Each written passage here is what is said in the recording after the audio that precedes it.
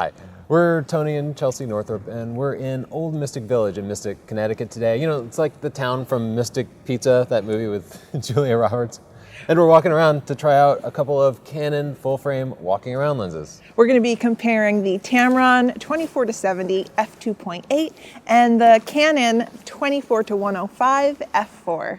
And those numbers are really important. You notice the Canon goes out to 105 millimeters. That lets you zoom in closer on important details. The Tamron, though, has an aperture of f2.8 that lets you open it up and lets in twice as much light as the Canon, meaning you can hand hold it in lower light, and that adds a lot of versatility to an important walking around lens. Yeah, so let's walk around and take some test shots, and then we can compare the two and report back to you.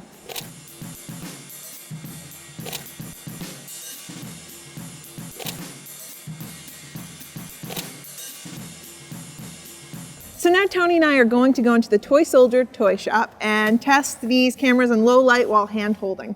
We want to test the image stabilization systems, and we're going to take 10 shots at different shutter speeds all the way down to like 2 seconds to see how many of those 10 shots we can get. Just want to see if one of the image stabilization systems outperforms the other.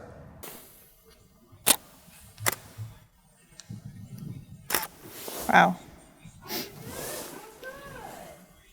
Those are cute stuffed animals.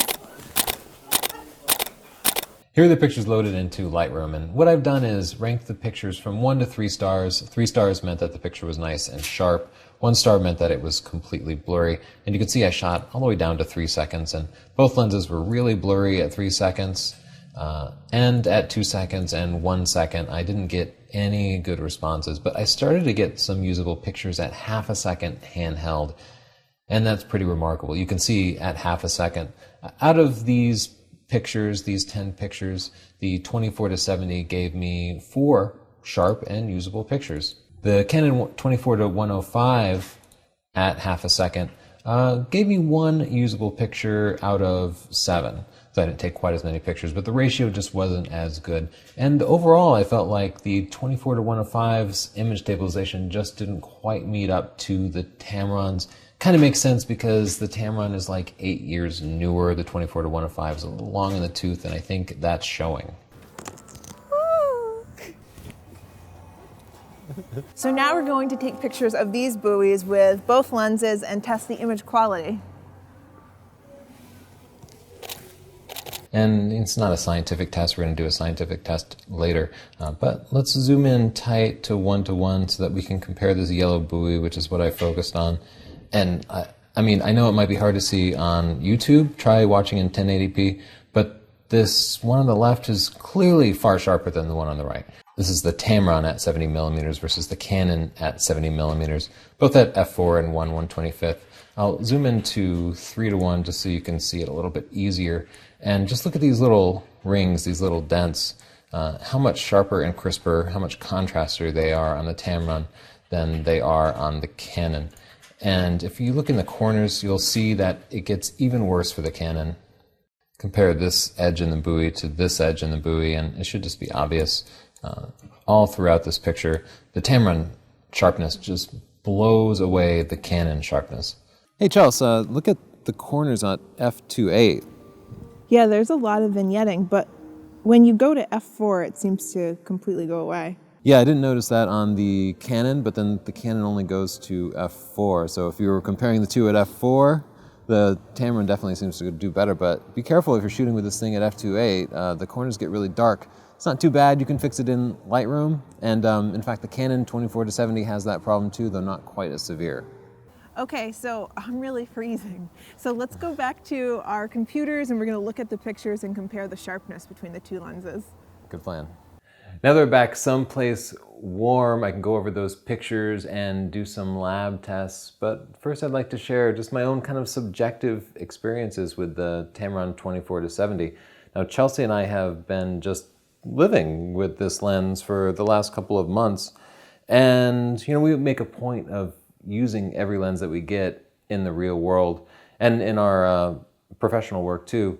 But it really wasn't much of a chore with this lens. Sometimes we force ourselves to use the gear that we have to test, but we just found ourselves grabbing this all the time over the Canon versions, and we learned to really just love it. And during the videos that we were filming too, our camera guy always wanted to use this lens. It was an amazing video lens for both tripod work and handheld. That image stabilization worked great, and the f2.8 maximum aperture really lets you blur the background. So we found it just great for just still shots and video and everything. I can't say how much I prefer it over the Canon. Of course, it's a lot pricier. So let's look at some more of the technical details. Let's open up Lightroom and compare how the test shots looked.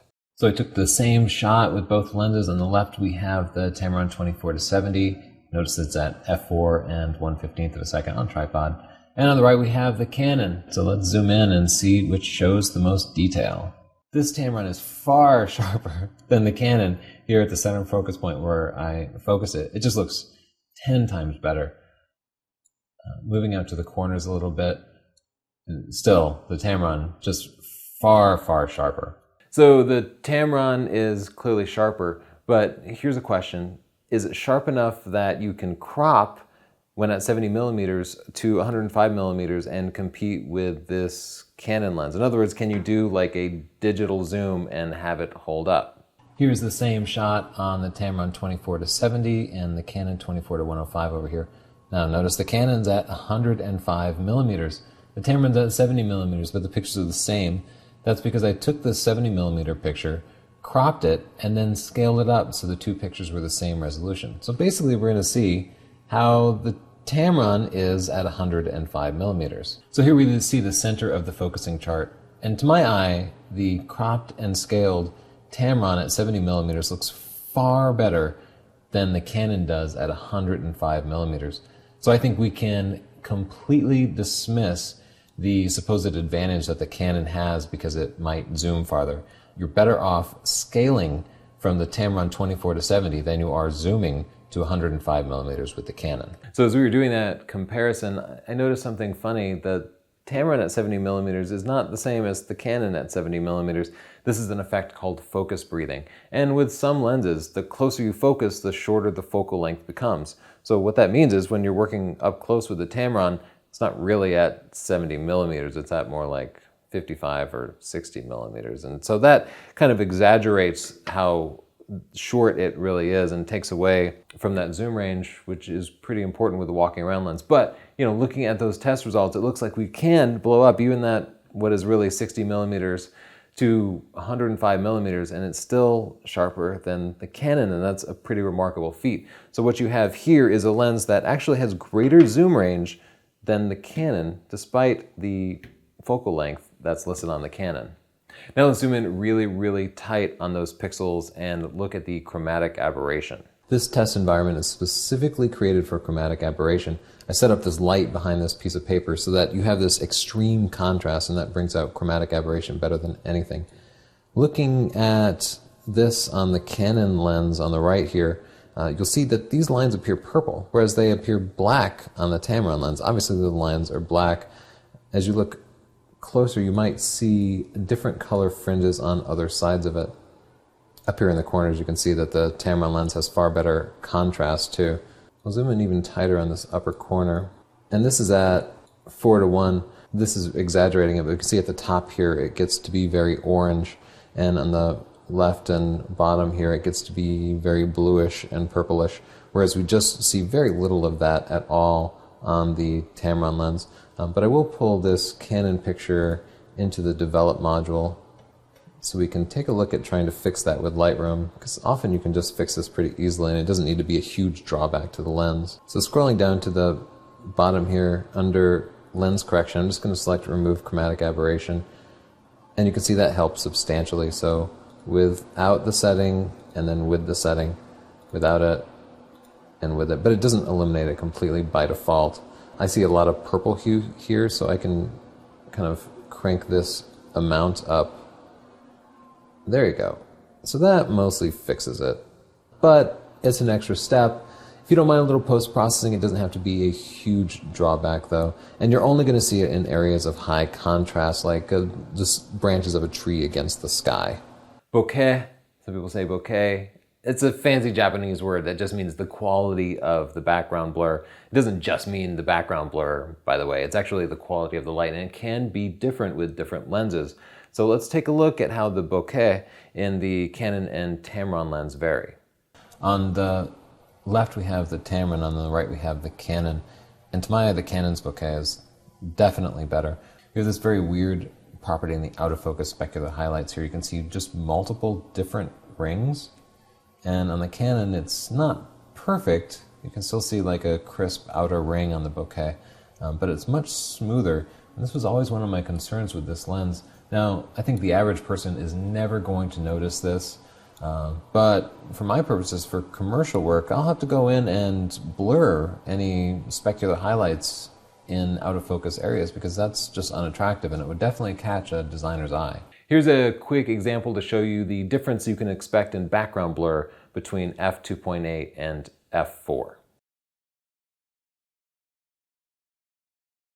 So this is something I can't really measure for you, but I'd like to talk about durability a little bit. I've had two of these Canon 24-105s, mostly because Chelsea and I need one and we're often using one for filming. And I have sent them back for repairs. They've suffered some big drops before. One time my cat took his paw and pushed it like that until it fell off the table and it landed right on the mount, and it caused a little ding in the mount that wouldn't allow it to go back on the camera. So I sent it into Canon and they just swapped the mount out. It was like a $50 repair. It was something really minor. And we've beat up these two lenses in the years that we have had it. I got the first one with my original 5D, the classic model. So when did that come out? Like 2007 or something. So two lenses over the course of about 6 years, and they both still work great. They work as new. They've been very durable. Now, with this Tamron, we broke it in about 2 days. It didn't take long at all. Now, it did suffer a fall. It fell off a tripod that wasn't locked in right, and it completely broke in half, which was pretty horrifying to us, especially since it's loaner equipment and not a cheap lens. I do have to question whether or not the durability of this lens is going to be the same as the Canon lenses. I'm not entirely confident that it will take abuse like the Canon lens will, but at the same time I can't measure it. So I don't know, it feels and looks great, and in fact it's heavier than the Canon lens. Maybe that's why it takes more of the abuse. It could have just been an unlucky fall, but it's something to consider. I can't measure it, but if you really beat up your lenses, you might be looking at especially the Canon 24-70 instead, because that really is a tank. So clearly we like the Tamron. I feel like it's been such a glowing review that I have to say we're not being paid in any way. Tamron just loaned us this lens, and in fact we have to send it back, and that's gonna hurt because we've really grown to love the Tamron 24-70 f2.8. It kicks the butt of the Canon 24-105 that you probably got as a kit lens with your full frame camera. It's a stellar lens and a fantastic upgrade. If you're thinking about upgrading, it's going to cost you about $800 if you know how to buy and sell stuff. The Canon 24-105 will sell for about $500 to $600, and the Tamron right now is selling for about $1,300. So by the time you sell this and you buy it, that's about $800. So you have to ask yourself, is this huge jump in sharpness and about a stop extra of aperture and about half a stop of light loss worth the $800? It might be. If you're doing professional or commercial work, I would definitely recommend the Tamron. I think it's worth the investment. For casual work, I think the Canon lens still does great. It's a great old kit lens. It's just not a perfect lens, and it's never going to be sharp. And with your full frame camera, you're looking for a lot of that detail, and you're not going to get it with the Canon lens. The Canon just does not take advantage of the modern sensors in the 6D and the 5D Mark III. So if you zoom in on individual pixels, they're not going to be sharp. You'll be amazed when you upgrade to the Tamron 24-70 just how sharp they are. It's just so much of a better lens. With that said, with the Tamron, you need to do whatever you can to shoot at f4 or higher if you really want that sharpness. It's pretty sharp in the center at f2.8, but the corners aren't that great, and there's a huge amount of darkening of the corners vignetting at f2.8.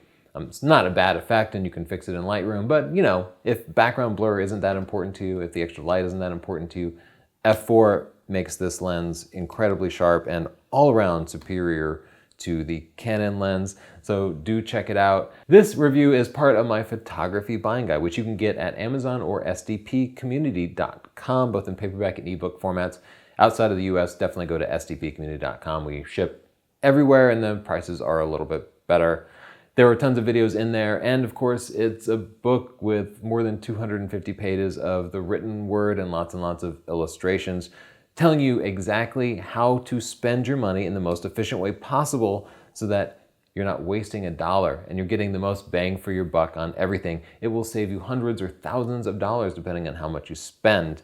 So I hope you'll check it out. And if you want to see more free videos, just click subscribe, and please do like this video if you like it. Any questions for me, add them to the comments below. Thanks.